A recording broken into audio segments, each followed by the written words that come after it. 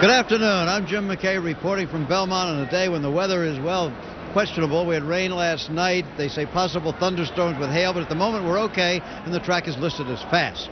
The story of the day as we approach the big race is the colt Unbridled, winner of the Kentucky Derby, second in the Preakness. There are questions to be answered about him today. Can he assert his authority over new challengers? Can he win at 1.5 miles? Why is he not the favorite in the betting at the moment? He isn't, and more about that in a minute. Can he win without the diuretic called Lasix, which was given to him for the Derby and the Preakness? His trainer thinks so. Lasix has been a big controversial issue this spring, as you may know, for a number of reasons, most prominently because the Preakness winner, Squall, is not here today. His handlers decided that it was just not in the best interest of the horse to run without Lasix, and Lasix is not permitted on race day here in New York. We'll have more on that subject later. Now, this is Squall in his stall yesterday at Churchill Downs, where he's resting before resuming his campaign later in the year. Mr. Frisky, Puerto Rico's pride, isn't here either. You see him at the New Jersey Equine Clinic, where he's been fighting for his life this week after the discovery of a large abscess in his throat. Now, the prognosis today is guardedly optimistic. He isn't out of the woods yet, but he is improving and eating his feed, showing the same courage that he did on the racetrack when he won 16 in a row. Dr. Palmer, the attending veterinarian, says that in all probability, the abscess did contribute to the colt's subpar performances in the Derby and the Preakness. We wish him well. So we have a new scenario at Belmont today. 9 horses entered, but only 2 of them, Unbridled and Land Rush, are eligible for that $1 million bonus in the CHRYSLER Triple Crown Challenge, and Land Rush's hopes are very slim. After the first 2 races, Unbridled and Squall each have 8 points. Mr. Frisky and Pleasant Tap each have 1. However, only Unbridled of those 4 is in today's race. The rules state that a horse must start and finish all 3 classics to be eligible for the $1 million bonus. So Unbridled must simply start and finish today in order to win the prize. Should he not, for any reason, finish the race, Land Rush can get the money by finishing first, second, or third, but he must win at least 1 point according to the rules for finishing third, or no bonus would be awarded to anyone. Now let's go high atop Belmont Park here to the roof of the grandstand and my ABC colleague Al Michaels. Al? A horse that's been getting quite a bit of action is Go and Go. He is the Irish bred. He has raced mainly in Ireland, though he has raced twice in the United States, and he comes over here and is getting some solid backing today. And in addition to being a frequent flyer, he is a swimmer. His trainer swims this horse to build the stamina and build the endurance. I have a problem, though, with the jockey, because when he came over to the United States last year, he won a race with Craig PERRET aboard, but in the Breeders' Cup, he lost with Michael Kinane. His trainer is Dermot Weld, and he is with Charles Canty. And Dermot Weld is back again, looking to emulate his great invasion last year with Go and Go when he upset the Laurel Futurity. Dermot, that was quite a confident thing to do, to ship a 2-year-old across the ocean. What had he shown you that said he was suited for American racing? Well, he's a good, tough colt. He's adaptable, and he's a horse that likes to go a distance, and we said we'd have a shot with him. You said you were concerned about the possibility of an off-track. What does it seem to you? Yeah, he's never experienced this before, so that is my big worry also. He's never been over 1.5 miles, but I think he'd be okay. All right, it's good to have you here. Welcome and good luck this afternoon. And we go back to Al Michaels. All right, Charles, Go and Go is 6-1, and now we're looking at 36 Red, who is the second choice at 5-2. They love him in New York because he won the Gotham in the Wood, but he did not run well in Louisville. What about his chances today, Dave? Contrary to popular belief, 1.5 miles does favor speed, and this is the horse that must give Carl Nafzger nightmares, because he will try and stretch that speed the entire 1.5 miles. The next horse we'll take a peek at is Land Rush. Now, he was an undistinguished 7th in Louisville. He was an undistinguished 6th in Baltimore. And there is Wayne Lucas, his trainer. Why does Lucas have him back in the field today? Well, before the Kentucky Derby, Lucas thought that the breeding of this horse, the distance of the Belmont, and the sweeping turns here at this track, he thought this was the best of the Triple Crown races to win. He's been disappointed before, but, well, we'll see what happens. Craig PERRET, of course, will be aboard Unbridled. And as we move over to Craig, let's get a word from him with Lynn Swan. Thank you, Al. Craig, you're riding 1.5 miles. You're riding a track that's not perfect but fast, and a field that's very unpredictable. How do you run this race? Well, as far as the track condition, the track's in good shape. That's not going to bother my horse. He'll go through the racetrack fine. To run the race, I'm not going to lay out what I think I'm going to do right at this point. I'm going to see how it unfolds the first 1/8 of a mile. My horse isn't going to be far away from it all. He'll be in contact with the field. I know he's a good horse. I know he's the best horse. See, I'm not going to let him get out of contact. And I feel he's going to be here today without Lasix. He's going to run a big race. He gave us every indication he's ready for it, and we'll go with that. Okay, thank you. Al? All right, Len. Dave, give me a quick word about Yonder, a horse that has been getting considerable backing. The most improved horse in the field. He has good breeding for this distance, and he has a trainer, Angel Pena, who you see there putting the saddle on, who knows how to get a horse ready to go a mile and a half, and a jockey, Jerry Bailey, who deserves to win a classic race. Time to go to the betting window, sir. Your choice? Unbridled, too many question marks, although he's probably the best horse in the race. I'm betting Yonder to win in place. You are? I am. I think Unbridled's too good to pass up at 9-5 in my exacta with Land Rush, and the way we have been going this weekend, I will see you on the subway. And we'll be back as we continue to preview the Belmont Stakes from Belmont Park in New York in just a moment. My old Kentucky home to Maryland, my Maryland, and now to the sidewalks of New York. What a wonderful journey it is every spring, and we are lucky enough to make it. Here is the race course that they're going to be running. This is, again, the largest thoroughbred racetrack in America, the only one that's a mile and a half around, so they'll go just one circuit in today's race. None have run this far before, and quite likely none of these horses will ever run this far again. Notice that the turns are wide and sweeping, far easier to negotiate than the turns at Churchill Downs and Pimlico.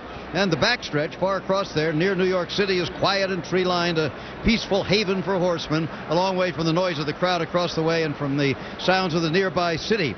And now we near time for the post-parade. For the Belmont Stakes, again, 9 horses in the field. Number 1 is 36 Red, winner of the Gotham and the Wood here in New York. 9th in the Kentucky Derby, didn't run in the Preakness. Ridden by Mike Smith, trained by Nick Zito, a New Yorker, and the local favorite here. His daddy, Slew of Gold, was 2nd in the 1983 Belmont. Moving along to the Irish-bred horse, Go and Go. He's come across the ocean, trained especially for this race, ridden by the champion. There's number 3 right now. Here is Baron de Vaux. That's Baron de Vaux. Now, number 2, let's get a look at him. Go and Go, the Irish-bred horse, ridden by the champion Irish jockey for the last 6 years, Michael Kinane, trained by the leading Irish trainer for 5 years, Dermot Weld. His owner is a Swiss, so the international flavor to him. Baron de Vaux is from Maryland, owned by Bayard Sharp and named after Mr. Sharp's French godfather. Trained by Charlie Peoples, who's been training for Bayard Sharp for 46 years, but he is a long shot, ridden by Jean Truguet. Number 4 is Country Day. He missed the Derby after fracturing a pastern in Florida, has come back to finish 2nd in the Peter Pan here in New York, trained by John Parasella, ridden by Chris Atley, the leading rider here, who was 6th on Rock Point in this race last year. This horse comes from behind. Number 5, we will see in a moment, is the favorite now at 7-5, Unbridled, the Kentucky Derby winner.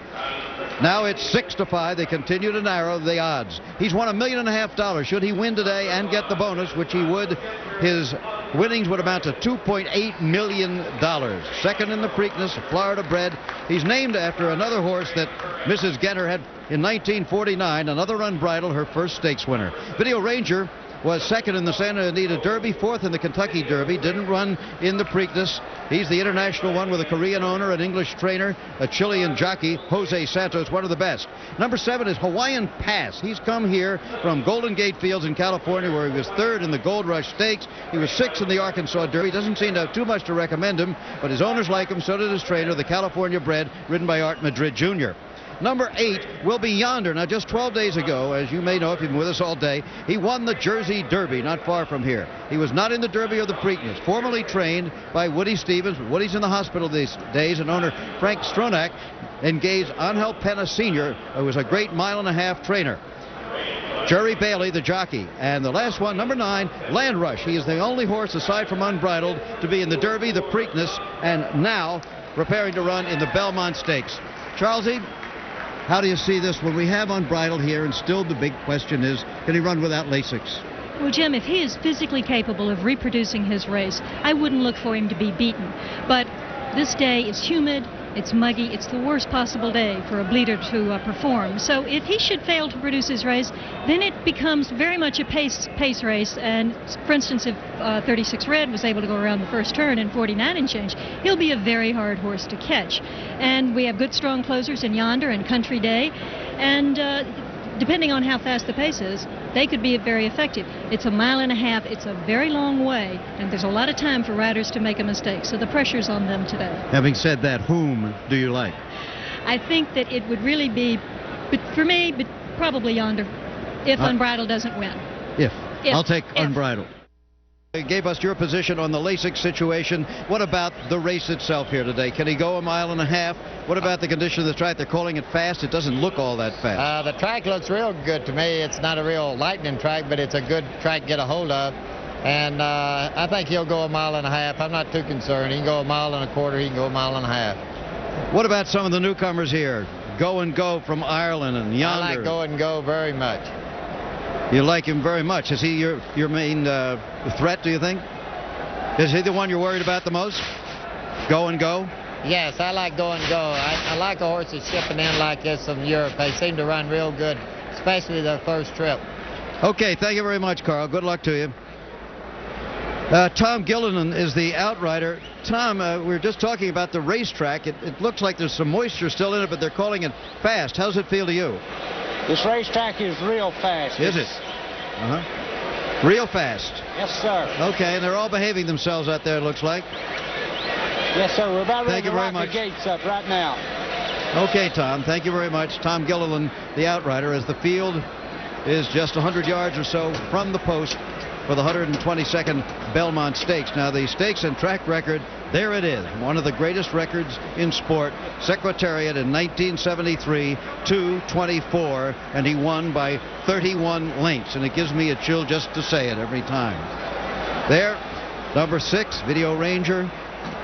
5 there, Unbridled. An off-track had been a concern, certainly in the bluegrass. Carl Navsker almost scratched Unbridled from the bluegrass, but knew he needed a race, so they gave him an easy race there.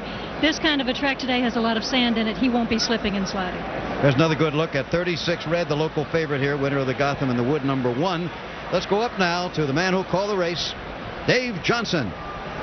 And they are in the home stretch coming to the starting gate. Hard to believe this is the same place that Secretariat drew away and won by 31 lengths, and the same stretch where Affirmed and Alidar battled nose to nose. There is 36 Red, and Speed has an address today. It is post position number 1, and there is the resident of number 1 post position, 36 Red, with young Mike Smith. Go and Go is in. Jean Cruguet, who won the Triple Crown with Seattle Slew. Aboard Baron DeVoe, who's given him a bit of a trouble.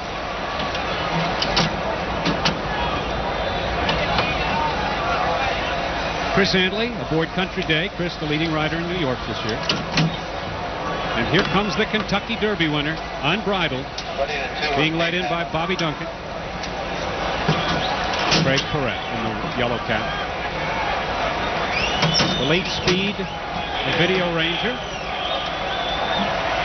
There's Hawaiian Pass at 75 to 1.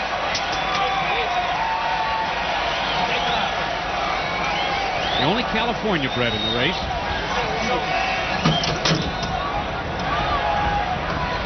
Yonder, sired by Seattle Slew, winner of the Belmont.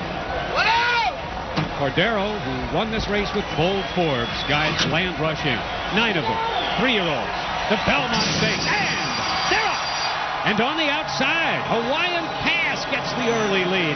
Baron DeVoe is second, but there goes 36 Red, moving through on the inside and now taking command. It's 36 Red along the inside, and Hawaiian Pass on the outside is second.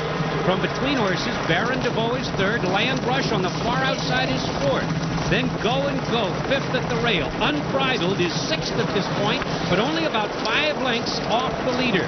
Then it's 2.5 back to Yonder, followed by Video Ranger, and Country Day at the back of the pack is 12 lengths away from 36 Red, who covered the first quarter mile in 23 2/5 seconds.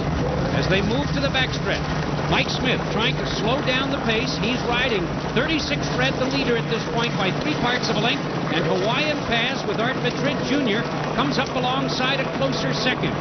On the far outside, that's Land Rush, and at the rail, Baron DeVoe with Cruguet. Now Baron DeVoe is on the move, quickly into the second spot and quickly to challenge 36 Red. It's Baron DeVoe on the inside, putting a head in front. 36 Red is second. Hawaiian Pass is third, and the Irish-bred horse Go and Go is now fourth and gaining along the inside. Now Go and Go is third. Hawaiian Pass back to 4th. Landrush 5th. Unbridled is 6th on the outside. Jockey wearing the yellow cap. 5 lengths farther back, that's Yonder and the distant trailers, Video Ranger and Country Day. They're 20 lengths off the leaders. Now around the far turn after the half mile in 48 seconds. That's slow. 3/4 in 1:12 and 1. And they're heads apart. As you see, it's still 36 red on the outside and Baron DeVoe at the rail. But here comes Unbridled with Craig PERRET. He's making his move. The mile in 1:36 and 2. At the rail, Go and Go with Michael Kinane. Now looks for a little racing room. And here comes Yonder on the outside with Jerry Bailey. Those 5 are tightly bunched as the field moves to the top of the stretch. Mike Smith looked over his shoulder and he saw that Yonder was coming on. At the rail, it's Baron DeVoe. They straighten away in the lane. It's still 36 red. Now he's taking command by 1. But here comes Go and Go on the outside as Baron DeVoe drops back. And down the stretch they come. Here comes Go and Go taking command. Drawing clear by 2 with jockey Michael Kinane aboard. 36 red has lost it. He's 2nd. Baron DeVoe 3rd. Go and Go wins the Belmont by 7 lengths. It's 36 red 2nd and Baron DeVoe 3rd. The time 2 minutes 27 and 1/5 seconds. So the horse who's the swimmer, trained by the champion trainer of Ireland and ridden by the champion jockey of Ireland, Go and Go, comes home a winner in the 122nd running of the Belmont Stakes. And so from across the seas comes the winner of the Belmont, only the 2nd Irish bred ever to win this race. Cavan won it way back in the late 50s. Unbridled did not go the 1.5 miles, Charlesy. Well, there could be any number of factors. Certainly the Lasix issue comes immediately to mind. He made a menacing move starting around the turn and then flattened out as they came to the quarter pole. It would certainly make one think along those lines. But Go and Go, take nothing away. Dermot Wells said he wasn't sure he'd get 1.25 miles. He wasn't sure about an off track. He answered everything with a very big yes. Well, today he got 1.5 miles and won. Michael Kinane, congratulations. Thank you. You're suddenly a big name in America. I have no complaints about that. Describe the race briefly for me. I got a nice break. Break looked lovely, and they went nice, even pace. You know, it was always in control.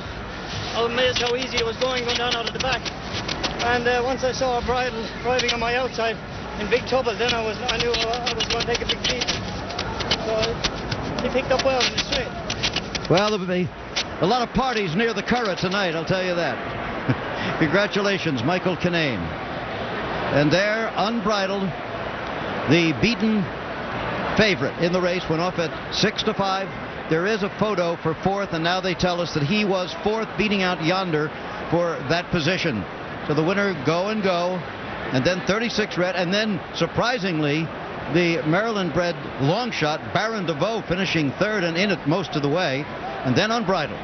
Alan Dragone, the chairman of the board of the New York Racing Association. Alan, first of all, congratulations on the job you've been doing since you've taken over as the head of NYRA. But there is the trophy, and here are the winners. Okay. Gentlemen, Dr. Cosgrove, could you come here, please? Dr. Cosgrove, as I said earlier, we'd like you to receive the trophy for the 122nd run in the Belmont Stakes. You had the leading rider of Ireland and the leading trainer, a heck of a team. Come back again, please. We'll be back next year. We'll be back next year. Where's your voice? How long? If we win it 3 times, can we have it? Oh, yeah. That's up to Alan, not to me. Dermot, would you come in just for a minute? Dermot Wells, 5 times leading trainer in Ireland. You took a great gamble, and all of this, in a way, is due to the fact that we had a big rainstorm in Maryland last fall, and the Laurel Futurity was taken off the grass, went on the dirt, your horse won, and right then, as I understand it, you made the determination you were going to point him for today. This was the day. Today was the day. And we were very confident of our horse, and everything worked out according to plan. But we'll be back again. Briefly but eloquently said. Congratulations to you, Dermot. Standing next to me now are a couple of Mikes. Michael Howe, the general manager of the Chrysler Plymouth division of the Chrysler Motor Company, and Michael Kinane, the winning jockey. I don't know whether you read all the rules here, but you got a prize coming. Mike? Thanks, Jim. Yeah, Michael, we do have a prize for you. It's a very nice tribute that in 30 years ago, last time an Irish horse won the Belmont Stakes, and we're very happy and proud to present to you this beautiful new Chrysler LeBaron convertible, which happens to be the best-selling convertible in the world. So we're happy for you. Thank you very much. Congratulations. Michael, I have a question for you. How are you going to get it home? I don't know. We'll have to get a right-handed version as well. All right. Again, congratulations to you. You rode a marvelous race, a beautiful race. We hope you come back very soon again. Speaking of keys, which you have in your hand, what was the key moment in the race? Was there one? Coming around the home turn, I was traveling sweet, but I was always waiting for a surge of horses. And next thing I saw Unbridled arrive my outside, but she was flat. He was flat, so I was really delighted at that stage because I had loads of horse. At that stage, then I thought I'd win. Yes. Okay. Again, congratulations to you, Michael. Thank you, Mike Howe. Another man with antecedents on the old sod is standing by. Let's go to Jack Whitaker. All right, Jim McKay, thank you. What an eventful Triple Crown of 1990. It began with Mr. Frisky, a horse with a Latin bead, and it ends with an Irish ballad here at Belmont. Mr. Frisky was going to be the horse America's going to jump all over, but he didn't fire and subsequently almost died, as you know, but we're happy to report that he's going to make it back, we hope.